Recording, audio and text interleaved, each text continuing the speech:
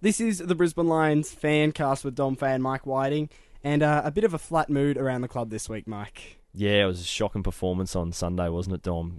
You don't know where to start, I guess. The good thing about footy is you get a chance to turn it around the following week. But looking back on Sunday, it was just a horrendous 4 quarters. We mentioned last week on the show that the match was going to be a big test for where our group was at, whether we'd evolved much, and you'd have to say we failed the test. There's no other way to say it. Failed miserably, didn't they, really? I mean, it was only 3 weeks before that the same horror movie played out against the Western Bulldogs, and there was seemingly no improvement, no lessons learnt, not much fight to begin with, and not much fight to finish with. So I think there's a lot of soul-searching going on around the club this week, and a lot of players having a look at themselves individually and collectively as a group.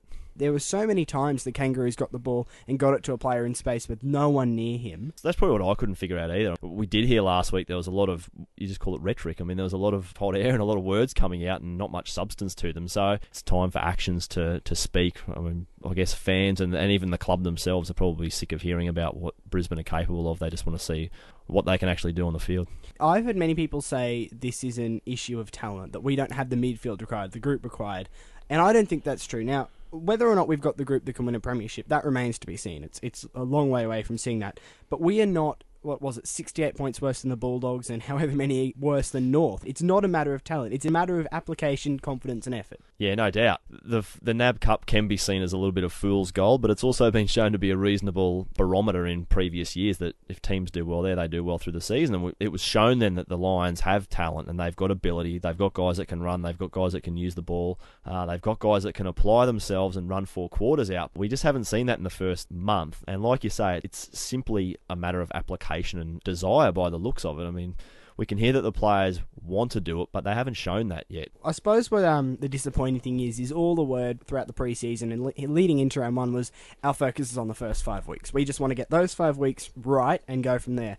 And we've done the complete opposite of that. I mean, I think it's simply hard work, Dom. Like you mentioned earlier about just watching the vision and Kangaroos players being on their own. I mean, that's just a simple lack of hard work and desire. I mean, they spread a lot quicker, and we can hear theories about too many players going to the contest and all of these other sorts of theories, but it's a simple matter of working hard and spreading quickly and getting to your opponent and being accountable, and that's just hard work and effort and, wanting to do it for your team and your teammates. The good news is that in the reserves, we do have a number of players who can step up if needed. I'm talking Carnesis, Polkinghorne, Black, Lyle, Cornelius, Banfield, Lester, Longer, and probably a range of others who are doing a pretty good job in the twos and would have to be on the verge of senior selection this week, I think. We'll touch on it later, but the reserves playing Mackay on Thursday, so we're going to certainly know by then. Carnesis and Polkinghorne were in the twos last week and did all that they could, and Blackie, obviously, we know what he can do, and I think they'll be very, very tempted to rush him back. A phrase I heard this week is you don't leave a Rolls Royce parked in the garage.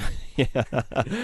On to the good news, though. Very good debut from Marco Papera, and pretty good from Sam Doherty as well, and a great second game from Sam Mays, who looks like a real player. So it's good to see the young players coming through a little bit. Yeah, and it's probably a fair knock on the more senior players, I think, the fact that those 3 guys have shown something in their first and second game. I mean, obviously, new guys are going to have enthusiasm, but they didn't just have that. They had output, production, and showed what they could do, and there's probably a few guys in their 3rd, 4th and 5th year and beyond that are probably looking at themselves and looking at those guys and thinking, geez, if they're putting that out in their first and second game, what the hell are we doing? Coming up next on the Fancast, we've got to chat with Daniel Rich to see how he thinks he's going with his year so far. That's next on the Fancast. At the Brisbane Lions, we love social media.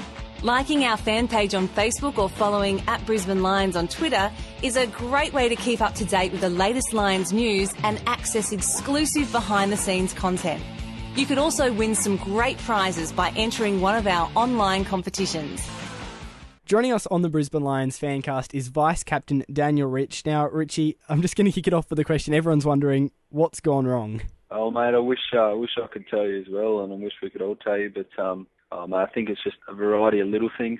We've shown that we can play good footy, but I suppose as yet it's not all coming together when it counts. So hopefully we're going to turn around and the boys are going to work hard. Yeah, there's still 18 games to go, and it's a long year, so we've got to stay positive. Richie, before you played North Melbourne last week, all the talk from the players that was spoken to and the coaching staff was that you had to get out of the blocks quickly, and you knew the significance of the match because it was against a fellow mid-table team, and the intensity was just never there from the start. Well, on reflection, what have you put that down to? I suppose we froze a bit. The start obviously wasn't as we were planning. It was probably the total opposite to what we kind of hoped, I suppose. But you live and you learn. You got to take as much out of that as you can. But it's something that we've got to definitely learn from and knock on the head before it happens again. You've been getting a lot of attention from opposition players this year. People have been talking a lot about how you've been dealing with the take. How have you personally found your form this season? Yeah, definitely not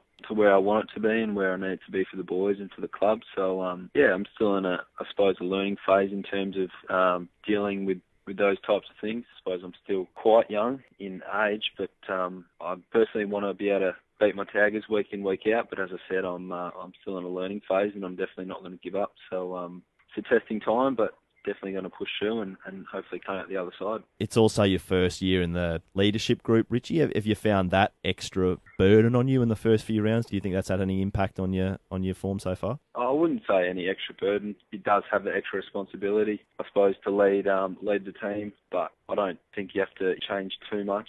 I suppose I became a vice captain for certain reasons, and little things maybe change here and there, but it's just a matter of leading game day and leading during the week. And in terms of the tagging side of things, I'm still learning, but I suppose you've got to start somewhere. Obviously, it has not been the 2013 that everyone within the club or the fans would have hoped for so far. And after the Demons this week, there is a very tough stretch coming up. How do you feel the boys are placed going into what, I think you're playing 7 of last year's top 8 as well as Essendon.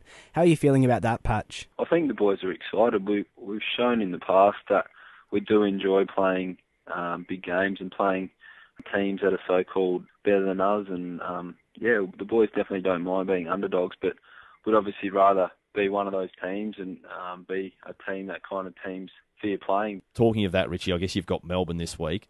How do you start turning the momentum back, your way before you hit that tough stretch of matches? What do you hope to get out of this weekend?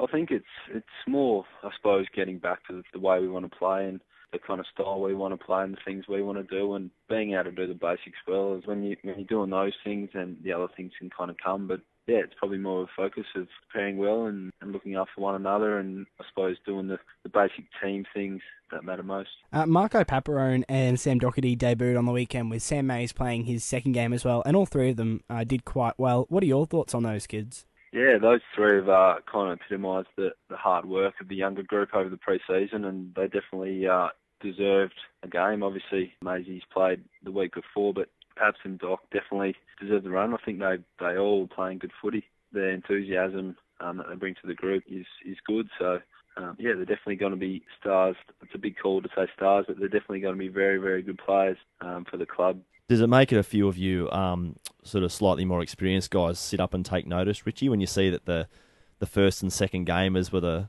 they might not have been the standouts on the weekend, but they certainly played quite well, whereas a couple of you older guys sort of battled away a bit? Oh, definitely. It's not just those three. The whole reserves team's playing good footy, so we know as senior players the pressure's on. We might not get it as much as some guys down in Melbourne, but we definitely know that all the way from Brownie and Jed and Rocky, myself, down to the youngest guy on the team. If we're not playing well, then there's going to be guys that are looking to take our spots, and we know that. But we're definitely keen to all work together to get through this tough time. But as I mentioned before, it is a long year. There are 18 games left, so it's not all doom and gloom. Now, mate, I know it's early in the season, but you are out of contract this year. Have you started talks about a new contract, or have you got any indication on where you're currently feeling about all that? I obviously do love the club and love the boys, but the main focus at the moment is being able to play some good footy and win some games, and I'm sure the club and my manager will talk. As I mentioned before, the main focus is to be able to get some form back as a team and be able to pull my own weight. So, that's definitely the focus for now. And if I do well, the rest will hopefully take care of itself. Well, thanks for joining us on the Fancast today, and good luck to you and the rest of the boys in starting to turn it all around this weekend against Melbourne. No worries. Thanks for having me, guys. And to look ahead to this week for the Brisbane Lions, the reserves play on Thursday against the Suns reserves up in Mackay, which is going to be an interesting one, Mike. Yeah, just they played each other, it'll be 11 days beforehand, and we know that match finished in a little bit of controversy with a bit of a scuffle ensuing after Patrick Weirden's jaw was broken, but probably no love lost between those two clubs, that's for sure. Definitely, so that'll be one to watch. I believe it will actually be streamed online through the NEFL website, so keep an eye out for that. And then the seniors, this is the must-win of all must-wins. Yep. We cannot lose this game against Melbourne. We might not have a spot back here on air if we are next week if they lose again.